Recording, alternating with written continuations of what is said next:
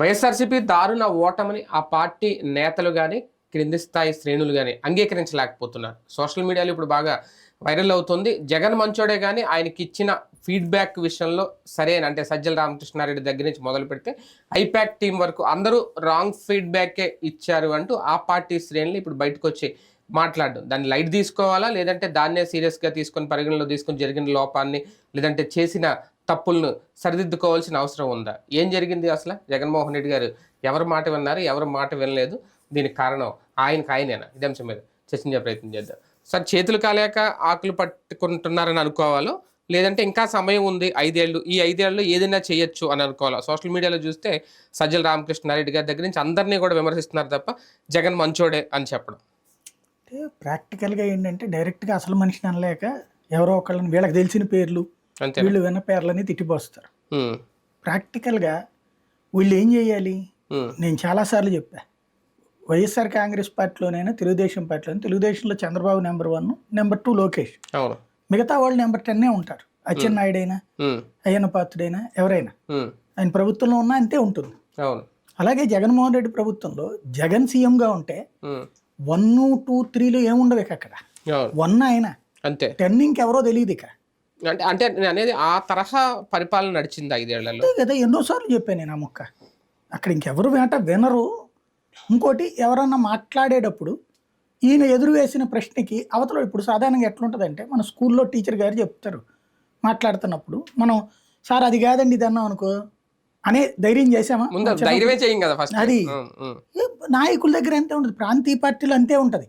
ఇప్పుడు జాతీయ పార్టీలో ఫ్రీడమ్ ఉంటుంది, కానీ రాజకీయాల్లో సలహాలు లేదంటే కొన్ని సమీకరణాలు, సమీక్షలు ఇవన్నీ ఉంటాయి కదా. అది నాయకుడు వ్యక్తిత్వ తత్వాన్ని బట్టి ఆధారపడి. సీఎం హోదాలో ఉండి అవన్నీ చేశారు కూడా కొన్ని. ఇప్పుడు ఆ వర్క్ షాప్లు ఇవన్నీ పెట్టింది దేనికి? చాలా తేడా ఉంది. వర్క్ షాప్ మీన్స్ నువ్వు పాఠాలు చెప్పడం, సమావేశం అంతర్మదనము, సమావేశం అంటే నువ్వు వాళ్ళ మాట వింటావు. అధికారం, ప్రాంతీయ పార్టీల్లో మాట వినడం అంటే అధికారంలో ఉన్నప్పుడు, అధికారంలో లేనప్పుడు అన్ని మాటలు వింటారు. అధికారంలో ఉన్నప్పుడు ఎవరి మాట వినరు. అధికారంలో ఉన్నప్పుడు ఫీడ్బ్యాక్ అవసరం లేదా? తీసుకోరు. ఎప్పుడైనా ప్రాంతీయ పార్టీ, ఇప్పుడు ఫర్ ఎగ్జాంపుల్ జగన్ అధికారంలోకి వచ్చాక పెట్టిన ఏ మీటింగ్లోనన్నా తను క్లాస్ చెప్పాడు, కానీ అవతల వాళ్ళు ఒకళ్ళో ఇద్దరో మాట్లాడారు, చెప్పారు కదా. అప్పుడు ఏమన్నా మాకు గ్రౌండ్ లెవెల్లో డబ్బులు ఇవ్వట్లేదని కోటమిరెడ్డి కదా అప్పుడు మాట్లాడారు. అంటే సరే అన్నాడు, 20 లక్షలు ఎంతో దీనికి అన్నాడు. ఇప్పుడు ఇక్కడ ఎట్లా ఉందంటే గ్రౌండ్ లెవెల్లో నా ప్రజాప్రతినిధులకి ఉండాల్సినటువంటి విలువలు, సరే సంక్షేమ పథకాలు త్రూ వాలంటీర్ ఇవ్వడం కరెక్ట్, నేను ఇప్పటికీ అది యాక్సెప్ట్ చేస్తాను, అదే ఉండాలి. లేదంటే రాజకీయాలకు అతీతంగా ఉండదు. సరే అయినా ఓటేయలేదు, అది ఎందుకు ఆత్మవిమర్శ చేసుకొని ఎందుకు? మేనిఫెస్టో ఒకసారి గుర్తుకు తెచ్చుకుంటే మనం, ఆ రోజున సాక్షి వాళ్ళు వీళ్ళందరూ హైలైట్ చేసుకున్నారు, వైసీపీ వాళ్ళే, ఏమని రేటింగులు చూపెడుతూ వీడియోని చంద్రబాబు ఏది సూపర్ 6కి రిలీజ్ చేసినప్పుడు, వాళ్ళ ఇద్దరు కలిసి రిలీజ్ చేసినప్పుడు చూసింది 10,000 మంది, 20,000 మంది. అదే మాది చూస్తే 1,00,000 మంది చూశారు, ఎంత ఆసక్తిగా చూస్తున్నారు అన్నారు. సిద్ధం సభలప్పుడు ఎంత ఊపు వచ్చిందో దీనికి అంత తుస్సుమంది. అదే కదా, జనం వచ్చింది, వ్యూవర్షిప్ చూశారు. ఇది అయ్యాక తుస్సుమంది. ఎందుకు? అది అయ్యాకే కొంతమంది వైసీపీ కార్యకర్తలు ఏమన్నారు, ఏందన్న ఇట్ట చేశాడు మా వాడు, సర్వనాశనం చేసేసాడు అన్నటువంటి కార్యకర్తకు వచ్చేసింది ఒక అభద్రత. ఎందుకు? కార్యకర్త ఏమనుకున్నాడు, అంతకుముందు నవరత్నాల ద్వారా సక్సెస్ అయ్యాం, ఇప్పుడు వీళ్ళు సూపర్ 6 అన్నారు, మనోడు సూపర్ 8 పెడతాడేమో అనుకున్నారు, లేదా దశరత్నాలు పెడతాడేమో అనుకున్నారు, ఎక్స్పెక్టేషన్స్. ఇంకోటి పెన్షన్ వాళ్ళు 4,000 అంటున్నారు కాబట్టి 5,000 చేస్తాడు, మావాడి రూటే వేరు అన్నటువంటి. తీరా చూస్తే లెక్కల మాస్టర్ రాసినట్టు ఒక పవర్ పాయింట్ తీసి అక్కడ 250 రూపాయలే, వాళ్ళు ఇవ్వలేరు, నేనైతే ఇస్తాను, ఈ మాట మాట్లాడి జనం ఇది అనవసరం లేదా? అనవసరం. నువ్వు ఎట్టా తెచ్చావు, ఏం తెచ్చావు, నువ్వు లోన్లు తెచ్చావు అని అడిగారా? ఇప్పుడు చంద్రబాబు ఉన్నప్పుడు లోన్లు తెచ్చారని అడిగి నీకు ఓటేశారా? ఇప్పుడు ఆయన అప్పులు లేకుండా ఇస్తాడు ఇవన్నీ. కాబట్టి అనవసరమైనటువంటి చర్చ అక్కర్లేదన్నది కార్యకర్త అంటున్నాడు. ఆ మొక్క జగన్ దగ్గరికి వెళ్ళి ఎవడు చెబుతాడు?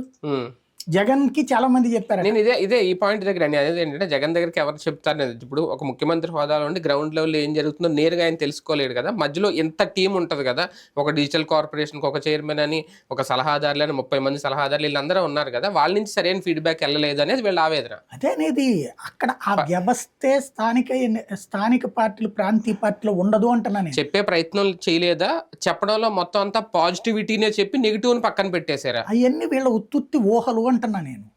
అతను ఫీడ్బ్యాక్ వీళ్ళది ఎవరిది తీసుకోడు. ఫస్ట్ ఐపాక్ ఫీడ్బ్యాక్ ఇస్తుంది. ఒక ఉద్యోగి ఇచ్చే ఫీడ్బ్యాక్ ఎట్లుంటుంది, సార్ మీరు చేస్తున్న అద్భుతం సార్, ఈ చిన్న మార్పు చేస్తే బాగుంటుంది సార్. లాస్ట్ టైం మనం ఇదే డిబేట్లో నేను మీకు ఒక వీడియో వినిపించా, తెలుగుదేశం పార్టీ సమీక్షలో ఒక ఇలాగే డిజిటల్ కార్పొరేషన్ ఒక లేడీ ఆ వింగ్కి సంబంధించి బాబు గారు ఎదురుకుండా చెప్పింది, మనకి ఇక్కడ లోపాలు ఉన్నాయి, ఇక్కడ కమిటీ లేవు, ఇవి సరి చేసుకోవాలని. అలాంటి సమీక్షలో అధికారంలో ఉన్న వైసీపీలో జరుగుండవా, జరగలేదా, జరిగితే ఆయన తీసుకోలేదా? నేను చెప్తున్నది అదే, ప్రతిపక్షం వేరు అధికార పక్షం వేరు అంటున్నా. ప్రతిపక్షంలో ఉన్నప్పుడు ఆ లెక్క ఉంది. ఇక్కడ వీళ్ళకి కూడా అదే చెప్పారు, పార్టీ పరమైన ఐపాక్ కోడ్. ఇదిగో మీది అదే కదా జగన్ చెప్పింది, ఈ నియోజకవర్గంలో ఈ ఎమ్మెల్యే సీన్ తక్కువ ఉంది, ఈ ఎమ్మెల్యే సీన్ తక్కువ ఉందని. ఇప్పుడు వాళ్ళు ఒక ఫీడ్బ్యాక్ ఇచ్చారు, ఎనలైజ్ చేసేవాడి చేతిలో ఉంది. ఎనలైజ్ చేసేది జగన్, అంతేనా? ఎనలైజ్ చేసేది సజ్జల రామకృష్ణారెడ్డి చేయడు, ఇంకోటి చేయరు కదా. అక్కడ ఎనలైజ్ చేసింది జగన్. ఎనలైజేషన్ లో తన రూట్ ఎట్లుంది, ప్రభుత్వం మీద వ్యతిరేకత ఉందండి అని ఐపాక్ వాళ్ళు చెప్పారు. వాళ్ళు ఏమని చెబుతారు, మీ మీద కాదు సార్ ఎమ్మెల్యేల మీద అంటారు. అంతేగాని వాళ్ళ మీద నీ మీదనే ఉంది వ్యతిరేకత అన్నారు అనుకో, తీసవతలు పెడతాడు వాళ్ళు. అందుకని ఏం చేస్తారు వాళ్ళు, ఎమ్మెల్యేల మీద వ్యతిరేకత ఉందండి, జగన్ ఏం చేశాడు, నేను కరెక్టే కదా. ఇప్పుడు ఈ కార్యకర్తలు మాట్లాడినట్టే, జగన్ మంచోడే వీళ్ళందరూ చెడ్డోళ్ళు అన్నట్టే వాళ్ళు చెప్తారు. ఓ నేను మంచోడనే కదా, తను మార్చుకోడు కదా, మారమని కూడా వీళ్ళు చెప్పరు కదా. బేసిక్ గా వీళ్ళందరూ చెప్పేటటువంటిది ఏంటి, ఈ ఎమ్మెల్యేలు తేడా అన్నారు కాబట్టి ఎమ్మెల్యేలు మార్చిపడేసి అంతే. కొత్త ఎమ్మెల్యేలు అక్కడికి వెళ్ళి ఎట్టా సెటరేట్ చేసుకుంటారు. టైం అయితే ముందే జరిగింది. మామూలుగానే ఒక పార్టీలో 4 గ్రూపులు ఉంటాయి, అలాంటిది అధికార పార్టీలో 60 గ్రూపులు ఉంటాయి. పాతోడి గ్రూపులు 60 ఉంటాయి, కొత్తోడు వచ్చి మళ్ళీ ఒక 60 గ్రూపులు అవుతాయి. ఇది సమన్వయం చేసుకోవడం ఎట్లా సాధ్యం అవుతుంది? రెండవది, గొడవలు పెట్టే వాళ్ళని అంటే అసంతృప్తివాదులను ఎవరన్నా కంట్రోల్ చేసింది అసలు పార్టీ? సరిగ్గా చెప్పాలంటే ఇప్పుడు రోజా మీద ఆవిడెవరో శాంతైనా ఎవరో మాట్లాడుతూ ఉంటుంది. ఎన్నిసార్లు జగనే చేయగలకపోయినా ఆవిడ కలపలేదు, ఇప్పటికి కూడా రోజాని తిడుతుంది. మరి ఆవిడని అక్కడ పెట్టి వైసీపీ ఎట్టా సక్సెస్ అవుతుంది? ఇప్పుడు అట్లాంటి వాళ్ళని అవతల వాళ్ళు కొంటారు తెలుగుదేశం వాళ్ళు. బేసిక్ గా క్రిందసారి వీళ్ళు తెలుగుదేశం అసంతృప్తులు వాడుకోలేదా? అంతే ఉంటది. అసంతృప్తిని సెటరేట్ చేసే ప్రయత్నం చేయాలి. ఒకటే ఏంటంటే అసలు తెలుగుదేశానికి క్రిందసారి వచ్చిన సమస్య, ఇప్పుడు వైసీపీకి వచ్చిన సమస్య ఒకటే, ప్రాంతీయ పార్టీలకు వచ్చే సమస్య ఒకటే. ప్రాంతీయ పార్టీలు అధికారంలోకి రాగానే పార్టీ వేరు అధికారం వేరు అనే ఆలోచన చేయరు, రెండు ఒకటేగా ప్రవర్తిస్తారు. ఆ రెండింటి మధ్యన చాలా సున్నితమైన గీత ఉంటుంది. పార్టీ అనేటువంటిది ఒక గైడెన్స్ ఇచ్చే వ్యవస్థ ఉండాలి ప్రభుత్వానికి. ప్రభుత్వం ఆ ఫీడ్బ్యాక్ తో పనిచేస్తుండాలి. అసలు పార్టీ మీటింగ్లు ఎప్పుడు జరిగినాయి? 2014 నుంచి 19 వరకు ఉన్న జగన్మోహన్ రెడ్డి, 2019 నుంచి ఇప్పటి వరకు మొన్నటి వరకు ఉన్న సీఎం జగన్మోహన్ రెడ్డి యాటిట్యూడ్లో డిఫరెన్స్ కనిపించిందా? సేమ్ అలాగే ఉన్నారు. సహజంగా పవర్లో ఉన్నప్పుడు ఎవడు నోరు మెదపడు, అది గుర్తుపెట్టుకోవాలి. ఇంకోటి, జగన్ యాటిట్యూడ్లో ఉండే తేడా ఏంటంటే తనకి వ్యతిరేకంగా మాట్లాడుతున్నట్టు అనిపిస్తే రానీడికి దగ్గరికి. అట్లాంటప్పుడు ఎవరు వెళ్ళి చెప్తారు నెగిటివ్గా? ఇప్పుడు సిద్ధం సభలు ఇది పక్కన పెట్టేయండి. ఫస్ట్ బేసిక్గా పెన్షన్లకు సంబంధించి 3,500 రూపాయలు అన్నటువంటి జగనే కదా చేసింది. అంటే పెన్షన్ ఎక్కువ కావాలని జనం కోరుకుంటున్నారని జగన్కి తెలియకుండా పెంచుతాడా? కానీ తనది అతి విశ్వాసం, అది ఆత్మవిశ్వాసం అనేటువంటిది అనుకుంటాడు తను. ఏమని, చంద్రబాబుని ఎవరూ నమ్మరు, నన్నైతే నమ్ముతారు. ఇప్పుడు ఫర్ ఎగ్జాంపుల్ మనమే ఫీడ్బ్యాక్ ఇచ్చాం, చంద్రబాబు 4,000 చెయ్యగలడు, క్రిందసారి 100 200 అన్నటువంటిది 1000 రూపాయలు అన్నట్టు చేశాడు ఆయన. అలాగే జగన్ పాదయాత్ర చేస్తున్నప్పుడు 2,000 అంటే ఆయన 2,000 చేసేసాడు, 3,000 చేస్తానని కూడా హామీ ఇచ్చాడు అన్నటువంటిది మనం చెప్పాం. ఈ ఫీడ్బ్యాక్ ఆయన వింటాడా? పవర్లో ఉన్నప్పుడు వింటాడా జగన్? వినడు కదా. ఏమవుతుంది అక్కడ ప్రాక్టికల్ గా?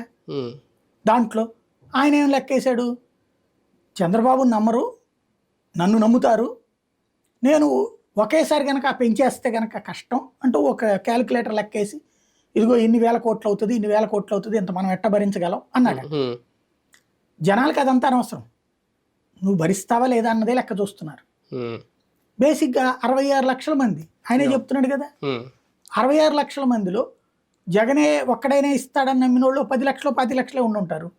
మిగతా వాళ్ళు ఆయన కూడా ఇస్తాడని నమ్ముంటారుగా. ఈ ఫీడ్బ్యాక్ ఎవరెళ్ళి ఇస్తారు జగన్కి? జగన్కి తెలియదా? అది తెలియకుండా 200 రూపాయలు 250 అన్నాడా? లేదా వీళ్ళు చాలా మంది రుణమాఫీ అని మాట్లాడారుగా ఆ మధ్యన, ఆయన మీటింగ్ లో కూడా ఇది మంగళగిరిలోనే ఎక్కడో రుణమాఫీ చెయ్యన్నా అంటే ఏమన్నాడు? అసలు గవక్కన మైకి తీసేసుకుని పక్కన డైవర్ట్ చేసేసారు. ఏమైంది? ప్రాక్టికల్గా ప్రవర్లోకి వచ్చిన తర్వాత ఆయన నెలకోసారి మీటింగ్, ఎవరితో ఇంటరాక్ట్ అయ్యాడు? నెంబర్ 1. అసలు పార్టీల మీటింగ్లు ఎక్కడ నడిచినాయి?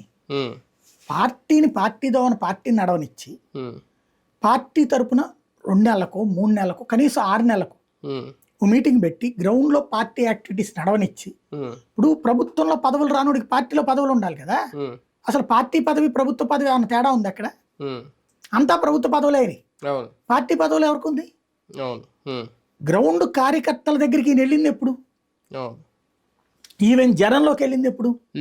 అంతకుముందు జనం దగ్గరికి వెళ్ళినప్పుడు వాళ్ళు అయ్యో చెప్పారు, విన్నాడు, వచ్చాడు, దానికి అయ్యో హామీలు ఇచ్చాడు. రాజశేఖర రెడ్డి అయినా అట్లాంటి హామీలు ఇచ్చాడు, చంద్రబాబు నాయుడు అయినా అట్లాంటి హామీలు ఇచ్చాడు. అయ్యే కదా లెక్క. అట్లాంటిది నువ్వు సీఎం అయిన దగ్గర నుంచి జనంలోకి పోలా. ఎంతసేపటికి ఆ మీటింగు, ఆ డ్వాక్రా మైల్లో అదో వాళ్ళు ఇస్తారు, అసలు సూపర్ సార్ అంటారు, స్టేజీ మీద పొగుడుతారు. అంతకుముందు చంద్రబాబుని పొగిడినప్పుడు నవ్విన వైసీపీ వాళ్ళు, వీళ్ళు అంతే చేశారు కదా ప్రాక్టికల్ గా. దీనివల్ల ఒరిగింది ఏంటి? ప్రతిపక్ష నాయకుడి నుంచి ఉన్నప్పటి నుంచి కూడా నిన్నటి వరకు కూడా జగన్మోహన్ రెడ్డి గారి మీద ఒక ప్రధాన ఆరోపణ, మీడియాని పక్కన పెడతారు, తెలుగు మీడియాని అస్సలు పట్టించుకోరు.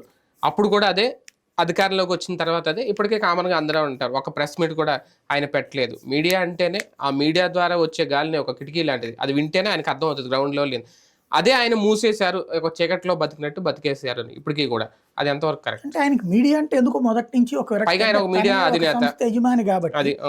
మన ఇప్పుడు ఒక మీడియా అధినేతకి మిగతా మీడియాలు అంటే ఆఫ్టర్ ఆల్ అని ఎంప్లాయీస్ లాగానే ఫీల్ అవుతుండొచ్చు బేసిక్గా. ఇప్పుడు అవతల నీకు అపోజిషన్ గా మీడియా స్ట్రాంగ్ గా ఉంటే, నీ మీడియా ఓన్లీ నా సాక్షి, నా పేపరు, నా ఛానల్ అనే లెక్కనే ఉన్నాడు. అయ్యే సర్వైవ్ చేస్తాయి అనుకున్నాడు ఆయన. మిగతా మీడియాలు ఎంకరేజ్ చేసుకోడు. ఇప్పుడు చిన్న చితక ఛానల్ చాలా ఉన్నాయి, వాళ్ళని ఎవరిని ఎంకరేజ్ చేశాడు ఆయన? చివరిలో టీవీ9 ఎన్టీవీని మనం క్లోజ్ అయ్యాం కాబట్టి, బాగా క్లోజ్గా ఉన్నాం కాబట్టి అనుకున్నాడు. అయ్యే దెబ్బతీసినాయి బేసిక్ గా. ఎందుకు ఆయన తెలుగు మీడియా అంటే అసలు ద్వేషమా, కోపమా, నచ్చదా? మేబీ ఇప్పుడు తెలుగు మీడియాలో ఫస్ట్ నుంచి కూడా వీళ్ళకి వ్యతిరేకంగానే వచ్చినాయి వార్తలు. కుటుంబానికి రాజశేఖర రెడ్డి ఉన్నప్పుడు ఆయన సపోర్ట్ చేయలేదు, జగన్ వచ్చినా చేయలేదు. సాక్షి లేకపోయి ఉంటే అసలు ఇంకేది ఉండేది కాదేమో వీళ్ళకి. అంతే కదా, ఎవరు సపోర్ట్ చేశారు? ఏ మీడియా అయినా వీళ్ళని ఫ్యాక్షనిస్టులుగా, రాక్షసులుగానే చూపించిన మీడియా కదా. అందువల్ల మీడియా మీద ఒక విరక్తి అయి ఉండొచ్చు తెలుగు మీడియా మీద. జాతీయ మీడియాని దగ్గర ప్రతి ఒక్కళ్ళు రాష్ట్ర ప్రాంతీయ పార్టీలు జాతీయ మీడియాలో ఎందుకంటే కేంద్ర స్థాయిలో ప్రచారం కోసం చూసుకుంటారు అంతే. మొన్న కూడా చంద్రబాబు గారు నాయుడు గారు ఓడిపోయినప్పుడు కూడా బాబు గారు తప్పేం లేదు, ఎమ్మెల్యేలు సరిగ్గా నియోజకవర్గాల్లో సమీక్షించలేదు, లేదంటే అందరితో కలవలేదు, అందుకే ఓటమి పాలయ్యారు.